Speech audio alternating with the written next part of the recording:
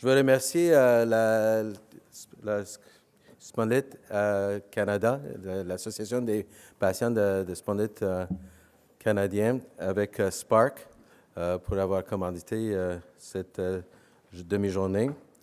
Je veux remercier aussi Manon, les conférenciers, les rhumatologues, les patients, Caroline et Robert. Je pense que c'est toujours très bien d'écouter des histoires personnelles et Sophie Cabagnol pour nous avoir appris à faire de l'étirement. Je voudrais aussi remercier notre commanditaire de l'industrie pharmaceutique, AbbVie, Janssen, Amgen, Celgene, UCB et Novartis, parce qu'en plus d'avoir développé des médicaments qui ont vraiment changé la façon dans laquelle on peut traiter nos patients, mais qui aussi contribuent beaucoup à des journées comme aujourd'hui pour nous aider à financer des journées d'information qui vous a coûté rien pour venir. Je voudrais aussi remercier la Société d'arthrite qui nous a aidés aussi avec l'organisation de la journée et les bénévoles. Et je voudrais vraiment remercier Maria Morales encore pour avoir organisé, pas juste ce matin, mais aujourd'hui. Alors, pour la période des questions, il y a des règles de jeu, comme je l'ai dit. J'ai reçu beaucoup de questions. Nous avons un temps limité, mais nous allons vraiment finir à l'heure prévue, qui était 12h30. J'ai rejeté des questions qui n'étaient pas applicables au sujet d'aujourd'hui. Il y a des bonnes questions sur d'autres choses en rhumatologie. Si on a du temps, on peut vraiment répondre, mais je pense qu'on a assez de questions. Donc, ce n'est pas parce que ce n'étaient pas des bonnes questions, mais c'est parce que ce n'était pas vraiment pertinent au sujet d'aujourd'hui. Et j'ai rejeté des questions qui sont d'ordre personnel sur des conseils sur votre santé ou sur votre traitement. Le dernier règle de jeu, c'est pour les 3 rhumatologues ici. On va essayer de ne pas parler pendant 1 heure, hein? Donc on va essayer assez court et répondre à la question pour être capable de passer à travers le plus, surtout toi, Marc, parce que OK, alors on va commencer. Alors, il y avait quelques questions, ça peut être pour Nathalie ou pour Marc, sur le diagnostic de la spondyloarthrite ou la spondylite ankylosante. Est-ce qu'on peut faire un diagnostic même si on est HLA négatif? HLA-B27 négatif. En fait, oui. Oui. Pas fort. OK, bien la réponse, c'est oui. Ce n'est pas 100% des gens qui ont un HLA-B27, c'est 90% environ. Donc, oui, il est possible de faire un diagnostic en l'absence du B27. Je n'ai pas fini. Est-ce qu'on est capable de faire un diagnostic de spondyloarthrite avec HLA-B27 négatif et résonance magnétique négative et radiographie négative? Ça, c'est un... je vous dirais peut-être, mais honnêtement, à moins que Nathalie ait une autre version, moi, je dirais qu'avec radiographie négative, résonance négative, puis B27 négatif, cherchons une autre cause avant de passer à la spondylite. Es-tu d'accord? On avait justement un congrès national là-dessus, puis ceux qui sont spécialisés là-dedans, tout le monde avait 1 ou 2 cas. Alors, on parle de 6 cas au Canada, là. Alors c'est pas vraiment trouver un autre diagnostic qui est en effet la meilleure alternative, là. Merci. Alors, pour Dr. Campillo, est-ce qu'on a des statistiques sur la probabilité qu'un enfant développe du psoriasis lorsqu'un de ses parents souffre d'une maladie auto-immune, comme peut-être la sclérose en plaques? Juste répéter, j'ai mal entendu. Le risque qu'un enfant développe le psoriasis lorsque les patients sont atteints d'une maladie auto-immune? Non, il n'y a pas plus de risque. Je dirais qu'environ 3% de la population générale peut développer du psoriasis. C'est la même chose pour les enfants. Par contre, nos enfants avec l'arthrite juvénile, souvent, c'est l'arthrite qui va débuter en premier. Le psoriasis va suivre par la suite. Alors, des fois, on ne sait pas tout de suite que l'enfant a une arthrite psoriasique parce que l'arthrite apparaît seule.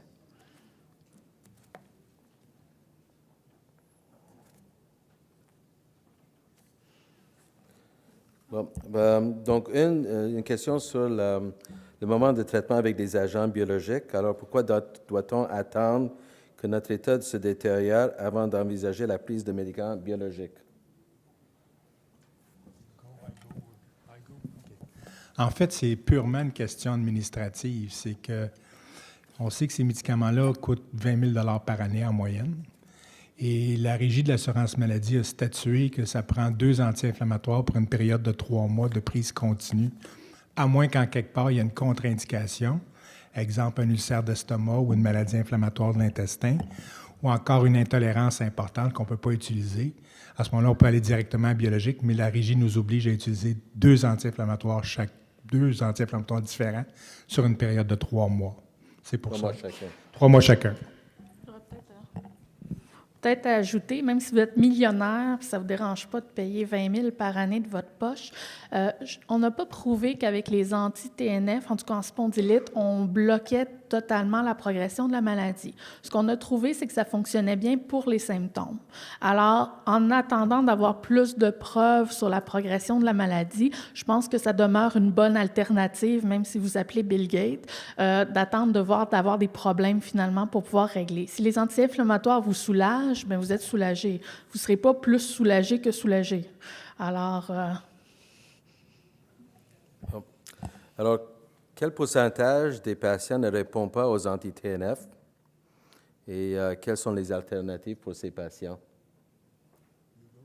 Je peux peut-être commencer. Dans les études, on dit qu'environ 60 des patients répondent. Dans la vraie vie, on est plus autour des 80 de réponse aux anti-TNF. Il faut toujours voir qu'est-ce qui est la non-réponse. La non-réponse complète est très, très rare. Pas avoir ce qu'on veut, ça, malheureusement, ça peut arriver.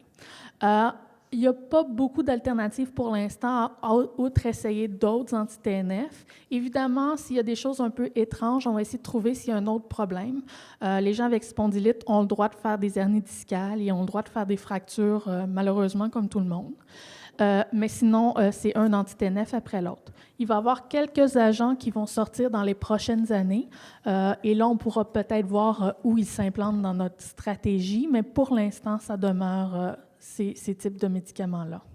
Le Stelara peut être un peu utilisé, qui est déjà en marché, mais il n'est pas encore accepté totalement en spondylite, en tout cas pas pour le remboursement. Là. Et juste rajouter qu'il y a à peu près 16 des gens qui ne répondront pas à un premier anti-TNF. Puis quand on ne répond pas, il faut toujours chercher quelque chose d'autre, comme le mentionne Nathalie, soit de la dépression, soit de maladie discale dégénérative, ou encore, souvent, on voit la fibromyalgie qui vient comme comorbidité faire en sorte que les gens ne répondent pas bien. Donc, pour les gens qui ne répondent pas à un premier agent biologique, vous donnez un deuxième agent biologique. Le terme anglais, c'est « switch ». Alors, on va changer d'un à l'autre, mais on sait que quand on change, notre taux de réponse diminue à chaque fois. Donc, on réagit bien au premier, le deuxième, on réagit à 50 %, le troisième à 30 % et ainsi de suite. Parce qu'on sélectionne des gens qui sont de plus en plus résistants au traitement. Alors, pour Dr. Campillo, c'est quoi l'évolution de la spondyloarthrite juvénile et y a-t-il des différences avec la spondyloarthrite adulte? En fait, la différence principale, c'est que nos enfants, souvent, lorsqu'on les rencontre, n'ont pas encore de sacroiliite ou d'atteinte de la colonne vertébrale. Ils vont avoir principalement une atteinte des membres inférieurs, de l'arthrite, des anthésites. Seulement environ un quart de nos patients vont avoir une sacroiliite au moment du diagnostic. Si on suit ces patients-là à travers le temps, on sait que le pourcentage de patients qui vont développer une atteinte des sacroiliaques ou du dos va augmenter à travers le temps. Donc, durant l'adolescence et parfois aussi à l'âge adulte, les patients vont alors développer une vraie spondylite comme vous voyez, comme on voit chez les adultes. Donc, le pourcentage va augmenter à travers le temps, ce qui fait qu'une grande proportion de nos patients vont se développer une vraie spondylite ankylosante, mais certains vont aussi développer d'autres formes de spondylarthrite, comme par exemple l'arthrite psoriasique ou les maladies inflammatoires intestinales, comme la maladie de Crohn. Merci. Est-ce que la nourriture a une influence sur la spondyloarthrite?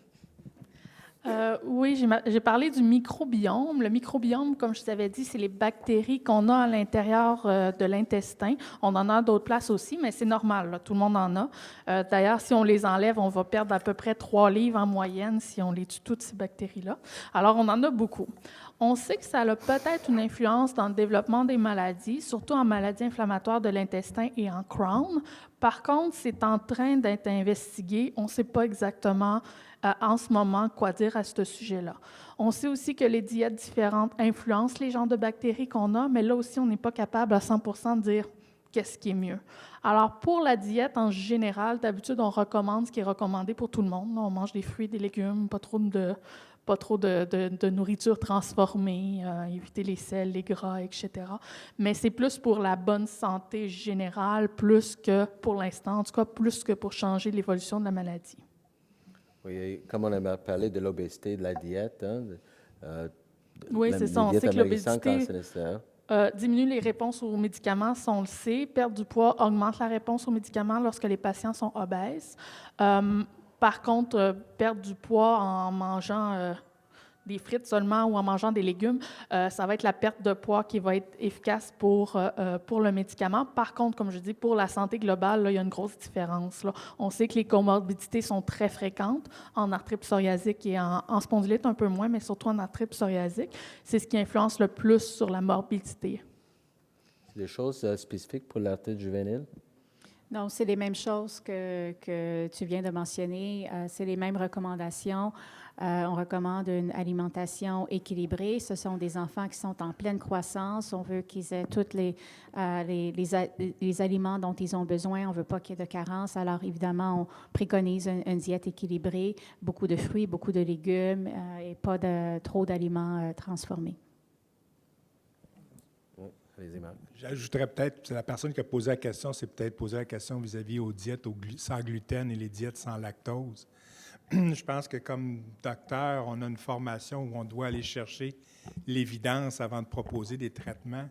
Je pense que si tu mets un patient à une diète très sévère pour laquelle il n'y a aucune preuve scientifique, et vous savez tous que l'effet placebo peut varier de 15 à 30 %. Donc, juste avoir confiance qu'en mangeant une diète sans gluten, vous allez aller mieux. Vous allez aller mieux. Alors, faire attention, je ne suis pas sûr que c'est... Je ne dis pas que ce n'est pas efficace, mais je n'ai rien pour me convaincre que ça l'est. J'ai ajouté quelque chose. J'ai ouvert un pas.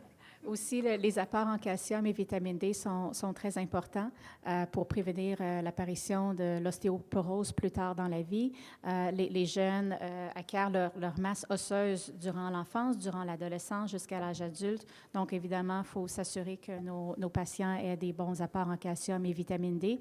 Si, pour une raison ou une autre, l'enfant a une intolérance au lactose, n'est pas capable de tolérer les produits laitiers de vache, à ce moment-là, on va recommander d'autres sources de calcium et vitamine D. Juste dire qu'il y a un micro ici. Si vous n'êtes pas gêné, si vous avez des questions, vous pouvez venir au microphone. Et si vous êtes gêné, vous voulez encore nous donner des questions par écrit, ce n'est jamais trop tard.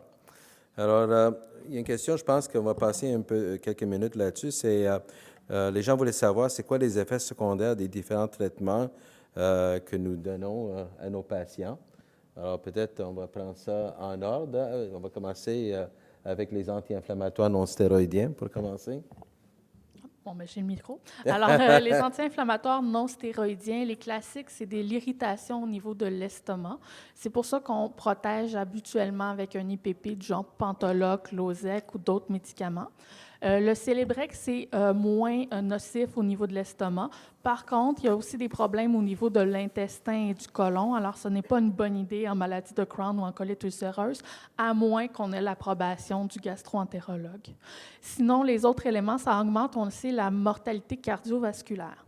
Dans les risques cardiovasculaires, donc de mourir d'un infarctus, la prise d'anti-inflammatoires est vraiment petite par rapport à d'autres grands facteurs comme fumer, comme avoir quelqu'un dans sa famille famille qui a déjà eu des problèmes cardiaques, avoir de la haute pression puis avoir du cholestérol.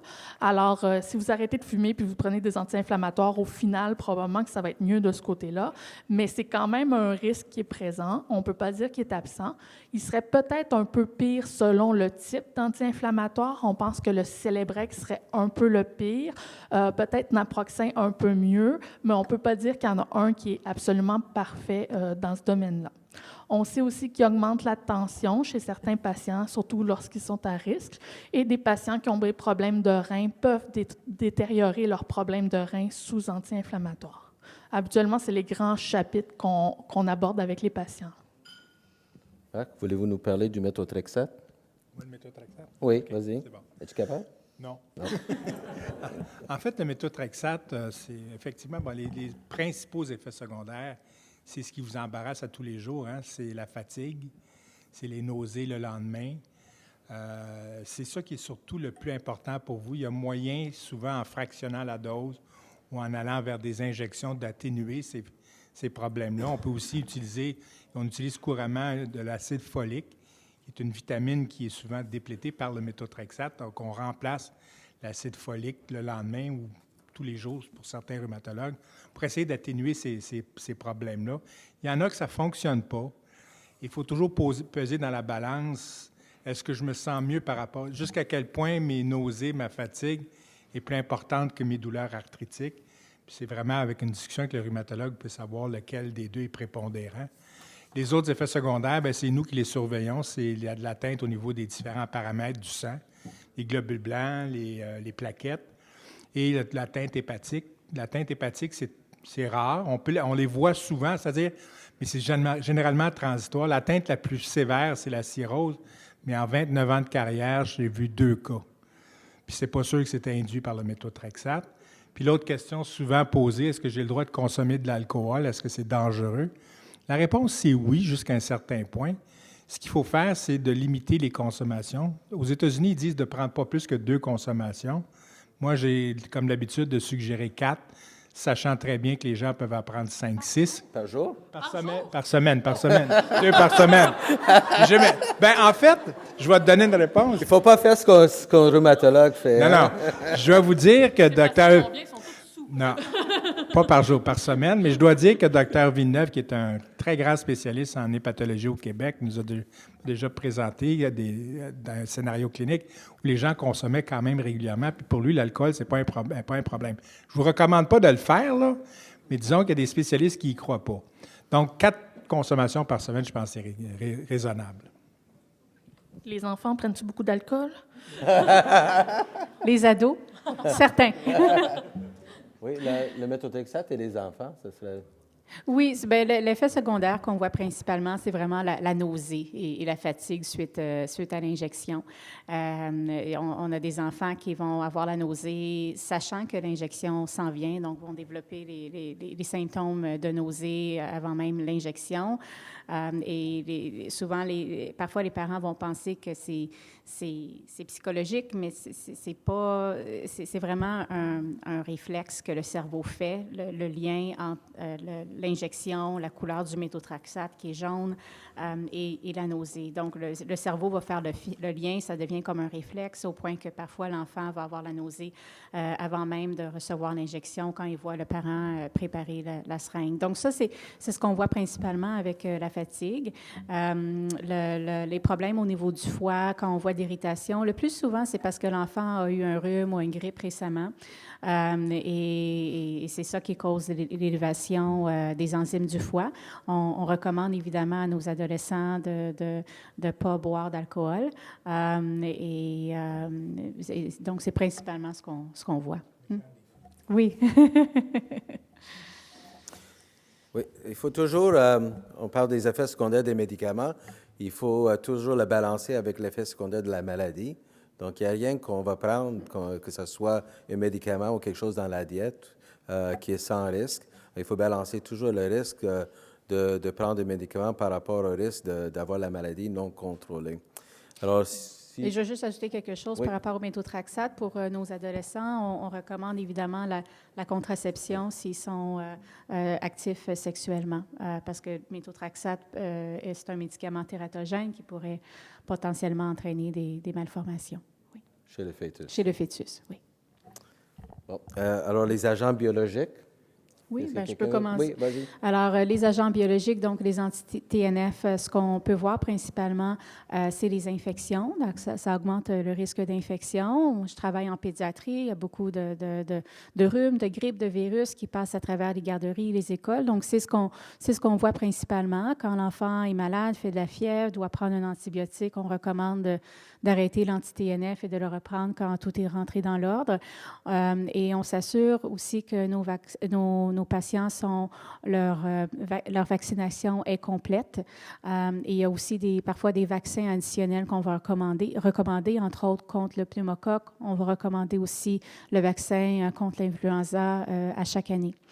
Alors ça, c'est ce qu'on voit principalement. Les réactions allergiques qui sont plus rares, mais on peut les voir. Souvent, c'est des réactions allergiques mineures les patients vont avoir au site d'injection. Ça a tendance à s'atténuer avec le temps, mais rarement on peut voir des enfants qui ont des réactions allergiques plus généralisées. Et à ce moment-là, malheureusement, on doit arrêter cet anti-TNF-là.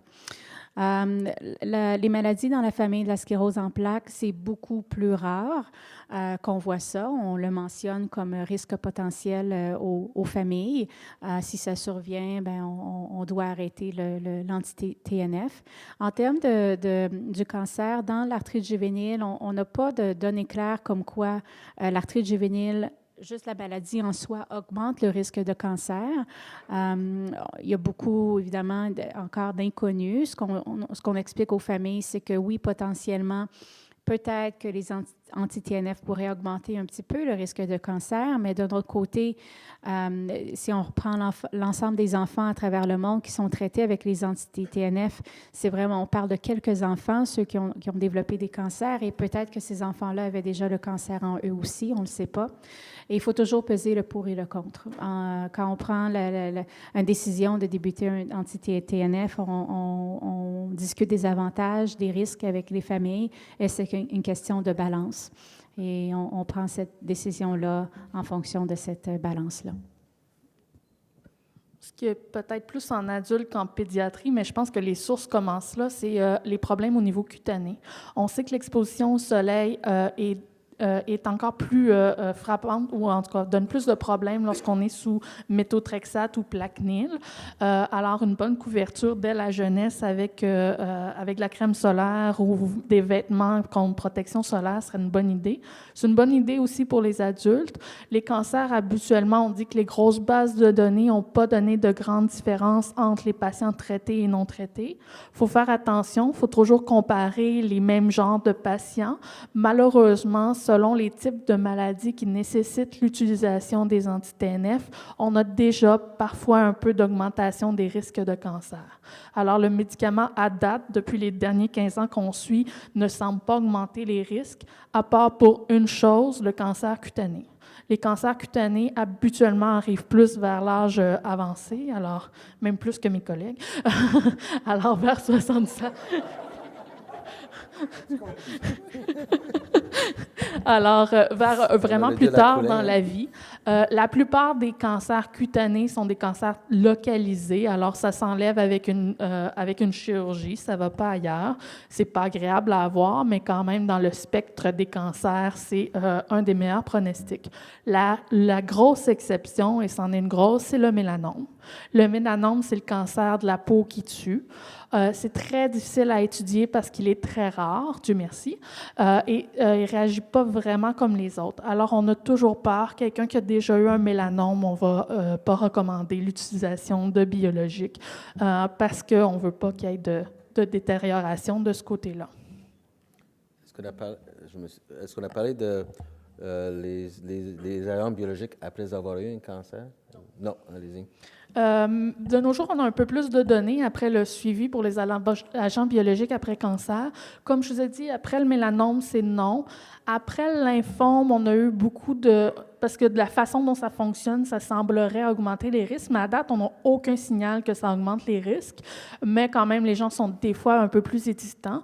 Après les cancers solides, cancer du sein, cancer de la prostate, cancer du côlon, on s'entend évidemment avec l'hémato-oncologue, mais habituellement, les opinions d'experts nous disent qu'après 5 ans, après que ça soit disparu, on peut recommencer.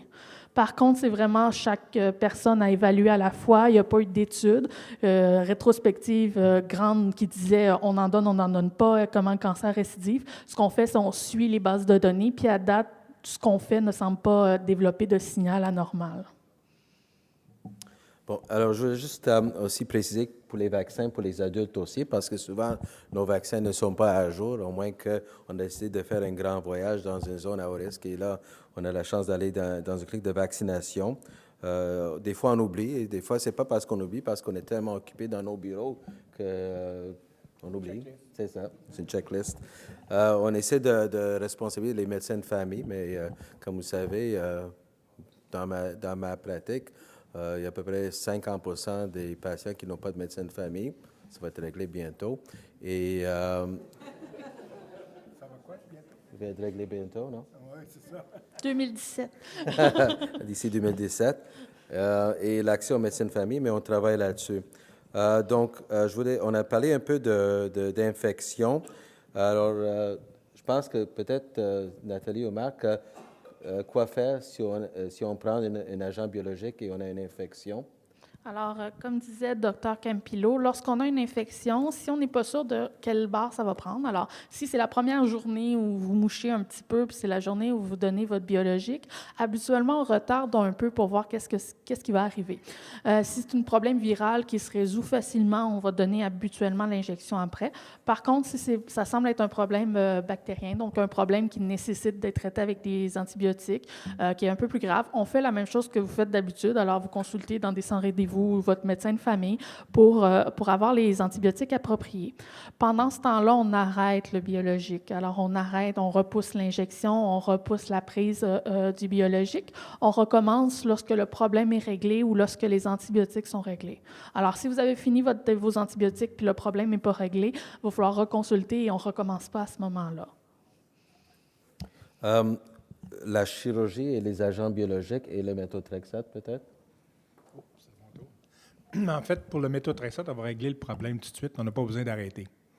En fait, on a longtemps cru qu'il fallait arrêter avant la chirurgie, mais il y a plusieurs études qui ont documenté. Les chirurgiens ont très peur de ce médicament-là. On a toujours peur de ce qu'on ne connaît pas. Et quand ils ne connaissent pas quelque chose, ils disent « ma chirurgie s'en vient, j'aime autant l'éviter ». Mais il n'y a pas vraiment de problème à le prendre, pas nécessairement la veille, mais dans la semaine qui précède, si vous êtes dû, puis vous êtes dû pour une chirurgie élective, vous pouvez le continuer. Puis si vous avez une chirurgie d'urgence, bien, vous ne le savez même pas. Fait que, bref, vous l'avez pris pareil.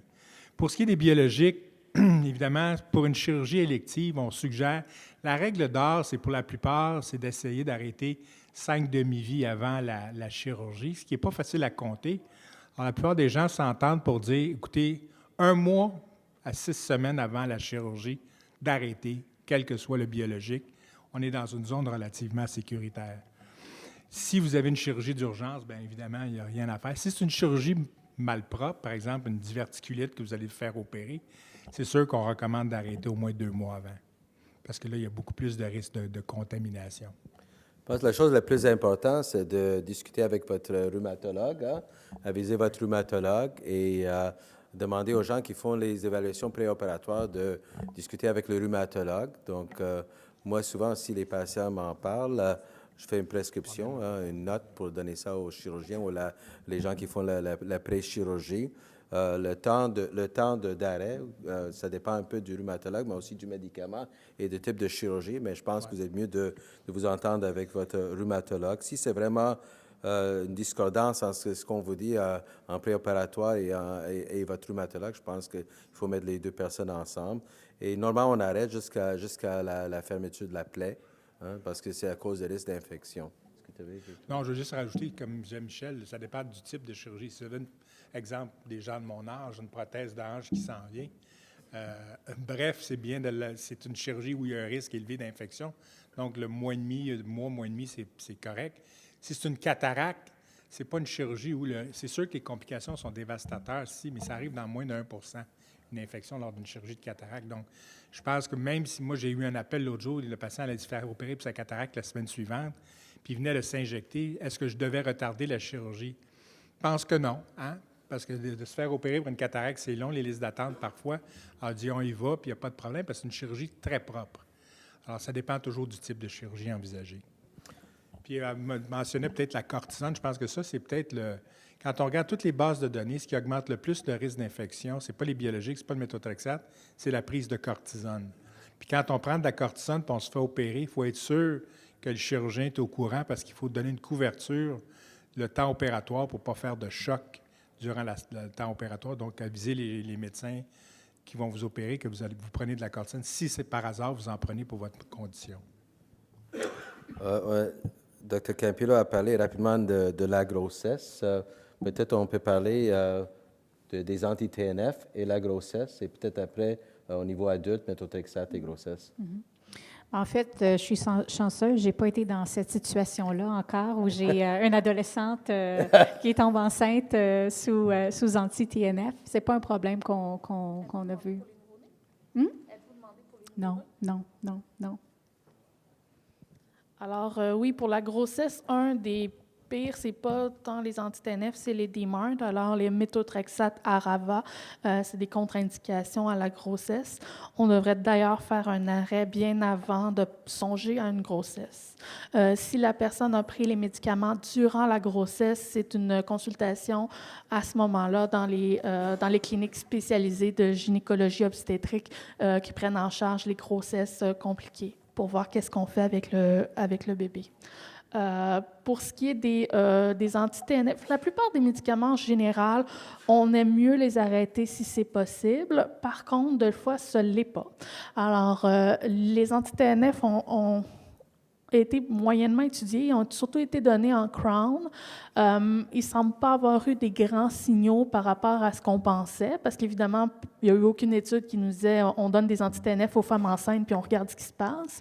Mais il y a eu des femmes enceintes avec Crown, puis les grossesses, il y a eu un peu plus de petits poids des bébés, un petit peu plus d'autres choses, mais habituellement, le bébé était correct à la fin. Pas eu plus de déformations, etc. L'autre chose qu'on fait attention, c'est les anti-inflammatoires. Le 3e trimestre, c'est contre-indiqué. C'est plus ou moins contre-indiqué dans la première. Il y a des gens qui en donnent, il y a des gens qui ne donnent pas, dépendant le counseling de la grossesse. Puis une autre chose qui est compliquée aussi, c'est l'allaitement. Il y a eu des concentrations de médicaments dans le lait maternel. Alors, des fois, certains médicaments qui sont compatibles avec la grossesse, on ne sait pas exactement qu'est-ce que ça donne en allaitement. Alors, c'est très, très difficile et complexe, le phénomène de la grossesse, tout simplement parce que c'est difficile d'avoir des études. Mais habituellement, ce qu'on arrête absolument, c'est méthotrexate Arava. Les anti-TNF, c'est à discuter. On aime toujours bien quand nos patients nous parlent de la potentiel de grossesse avant qu'ils nous arrivent enceintes dans le bureau. Il n'y a rien de pire qu'une arthrite enceinte. C'est ça. Mais non, c'est pas vrai. Non, mais arthrite active, genre 25 articulations gonflées enceinte, l'autre chose, c'est très oui, difficile. c'est ça. C'est une maman en santé fait une bonne grossesse. Hein? C'est pas le temps de devenir enceinte quand on est très, très inflammé. Donc, on aime bien que la maladie soit le mieux contrôlée possible avant de penser à la grossesse. Je ne voulais pas dire arthrite en général, je voulais dire arthrite active. Alors, une arthrite active en grossesse. Merci. On pose des questions sur les traitements non médicaux, hein, comme l'ostéopathie, la physiothérapie, l'acupuncture et la chiropraxie pour les spondyloarthrites. Je vais te soulager. Non, mais je vais te soulager de la question.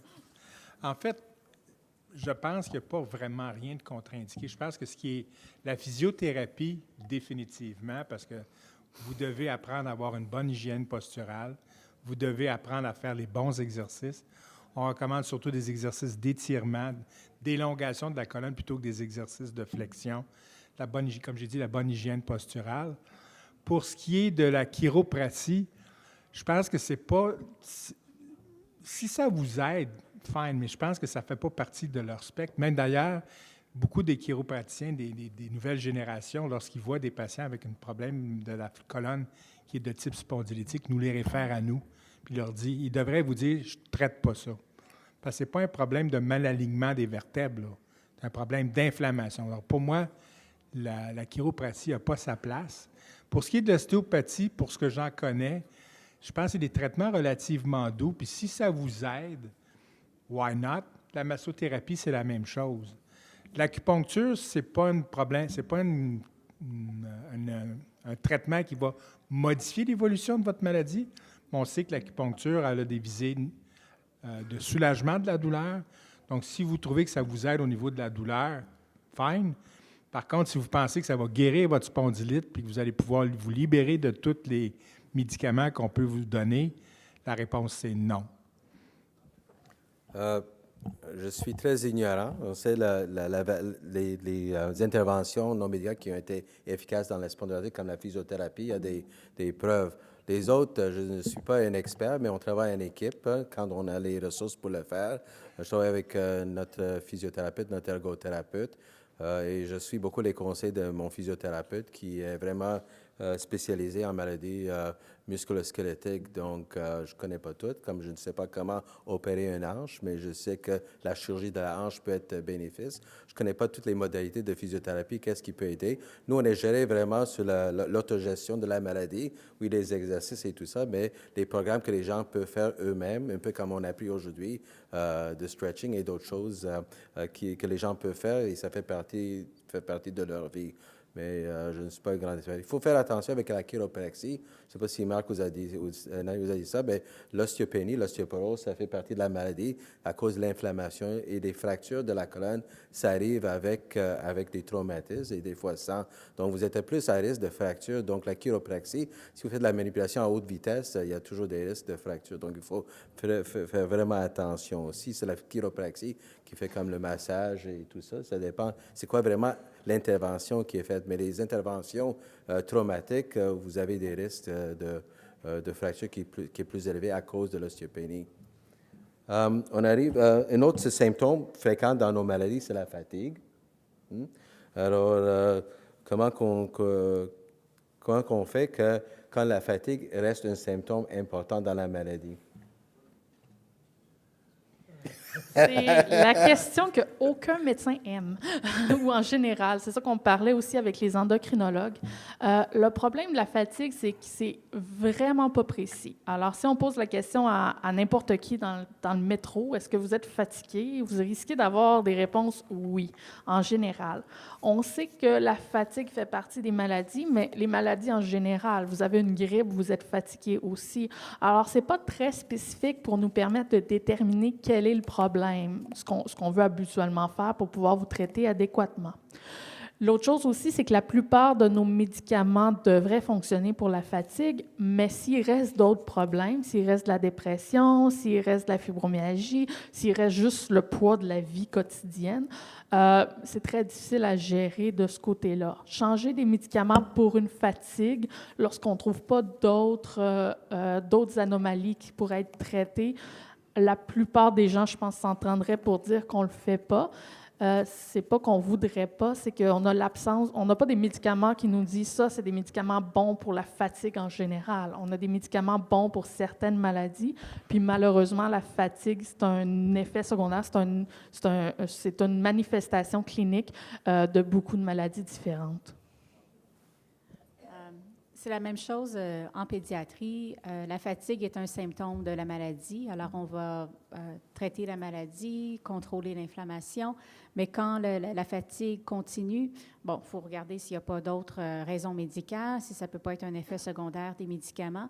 Mais parfois, c'est parce que le jeune n'a pas une bonne hygiène de vie aussi. Et on parle à ce moment-là beaucoup du rôle du stress, du rôle des habitudes de sommeil aussi. L'alimentation, le manque d'exercice. Et c'est important à ce moment-là de revoir toutes les habitudes de vie, l'hygiène de sommeil avec le jeune. Les adolescents, par exemple, devraient dormir 9 heures par nuit. Alors, s'il se couche à 1 heure le matin, puis il se réveille à 6 heures le matin pour aller à l'école, ben c'est pas assez d'heures de sommeil. Donc, on passe du temps pour revoir l'hygiène de sommeil au coucher. Est-ce que la télé est allumée dans la chambre? Est-ce qu'ils sont sur les tablettes, les téléphones? Est-ce qu'ils se couchent tard la nuit? Donc, le sommeil, on regarde ça. Le manque d'exercice peut être un facteur aussi. C'est difficile de faire d'exercice si on a mal, mais quand la maladie est contrôlée, on encourage le retour vers les sports. Évidemment, il faut que ce soit un sport qui est approprié pour le patient. Il faut que ce soit toujours selon la tolérance du patient. On regarde aussi l'alimentation. Puis les facteurs de stress. Des fois, c'est une question qu'il faut apprendre à gérer le stress de la vie quotidienne. Non, je pense qu'en médecine adulte, aussi, tout ça s'applique, mais aussi le fait de... On questionne souvent les gens sur le fait est-ce qu'ils dorment bien la nuit? Est-ce qu'ils ont tendance à se lever fatigués le matin? Parce que ça, c'est un indicateur d'un sommeil non réparateur. Puis ça peut être un facteur de comorbidité qui vient s'ajouter, surtout quand on se réveille la nuit pour des douleurs. Alors, il y a certaines médications qu'on peut utiliser pour améliorer la qualité de la vie, du sommeil. Je ne parle pas des somnifères en général, mais exemple, l'amitriptyline, le prégabaline, le Cymbalta ou le duoxytine peut être des médicaments qu'on peut rajouter chez des gens quand on pense que c'est un problème qui est lié à un sommeil de mauvaise qualité. Bon, on va arriver à la dernière question, mais juste avant la dernière question, je veux dire que on a toujours beaucoup de questions. On a répondu peut-être à 10% des questions. Je m'excuse pour ceux qu'on n'a pas eu le temps de répondre. Vous avez le site de la Société d'arthrite, arthrite.ca. Vous pouvez voir de l'information qui est très, très valide. Pour les médicaments, il y a le site de Andy Thompson de Room Info, RHEEM info.ca ou .ca. Oui, vous googlez, là. Et qui est... Parce que quand on va à la pharmacie et on nous sort les 3 pages de tous les effets secondaires qui sont peut-être ou pas associés aux médicaments, ça peut faire peur et c'est bien normal. Donc, des choses importantes qui sont vraiment reliées à nos patients avec les médicaments, c'est des dépliants qui sont très bien. Et la plupart des rhumatologues, on a accès ou on garde ça dans nos bureaux. Alors, la dernière question. Ou même avec vos collègues, oui, il est ouvert. Oui. Juste peut-être un bref tableau de où en est la recherche actuellement au Canada ou en Amérique du Nord, en amont de tout ce qu'on a pu voir ce matin. Bon, la recherche au Canada. Bon, la recherche au Canada, ça s'est détérioré depuis des années. Si on regarde juste au niveau politique actuellement, avec le gouvernement qu'on a en place de Harper, bien, la recherche, c'est non. Donc, il y a eu des coupures importantes et ce n'est pas un gouvernement fédéral qui est très avantageux pour la recherche canadienne. Donc, ça, c'est la vue politique. Et ici, moi, je fais partie, je suis sur le conseil de l'Alliance de l'arthrite du Canada. Et vous pouvez aller sur notre site web et on a des documents là-dessus qui peuvent vous expliquer un peu plus. Au niveau de la recherche pour l'arthrite, c'est toujours un grand problème. Depuis des années, disons 15, 20, 30 ans, on travaille vraiment pour subventionner, pour supporter la recherche dans l'arthrite. Malheureusement, si on prend le fardeau de la maladie par rapport au fardeau d'autres maladies, comme le cancer, la maladie cardiaque, l'HIV, le montant investi en recherche pour l'arthrite, à peu près 10% de l'équivalent dans d'autres domaines. Donc, il y a vraiment, au niveau d'investissement pour la recherche, c'est vraiment inadéquat. Hein? Il y a bien des raisons pour ça, je pourrais vous en parler pendant des heures, mais c'est parce que ce sont des maladies qui sont identifiées comme moins importantes, moins sérieuses, moins graves, moins mortelles.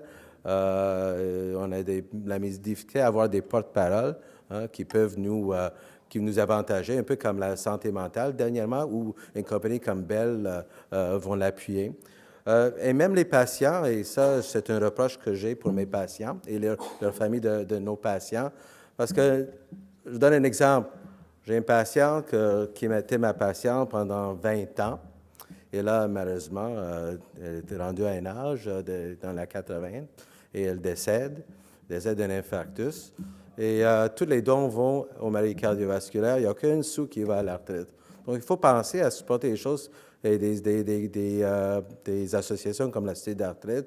Et là, on peut faire la recherche en arthrite. Je ne dis pas de ne pas donner rien aux autres maladies, mais la mortalité et la morbidité de nos maladies, c'est souvent dans d'autres domaines et les gens pensent plus aux complications comme cardiaque, ACV, cancer même, que penser à la maladie et essayer de vraiment trouver la cause de nos maladies et prévenir. Et une fois, on espère guérir la maladie. Donc, je pense qu'on va finir là-dessus. Alors, vous ne pouvez pas faire des dons pour la recherche en retraite. Mais un bon exemple, c'est l'HIV, l'argent qui était mis dans l'HIV sur une courte période de temps pour trouver la cause. Et maintenant, on vit très bien avec des médicaments qui sont faciles à prendre. Ça n'a pas pris des décennies pour le faire. Et en retraite, on est encore avec des défis importants.